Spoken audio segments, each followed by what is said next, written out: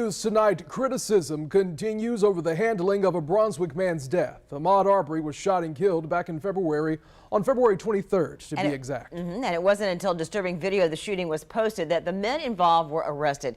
Now, since then, prosecutors who previously handled this case have come under fire from local officials. Tonight, On Your Side's Troy Kless has new information about those local officials. They can't talk publicly about the case. A letter obtained by First Coast News was written by an attorney for Brunswick DA Jackie Johnson, and in it says that previous statements made by some Glynn County commissioners have been deemed libel and slander. The letter was sent to the Glynn County attorney regarding Commissioners Peter Murphy and Alan Booker. Murphy discussed the handling of the Ahmaud Arbery case in a Facebook Live on this I Run with Maud page Tuesday night. She was told, and I got this directly from her, there is no cause for any arrests this afternoon. In the Facebook Live, he acknowledges that Jackie Johnson's attorney sent him a cease and desist letter.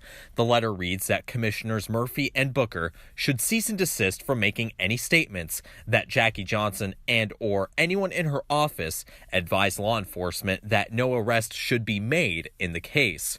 Murphy sent us this letter and did not want to comment further.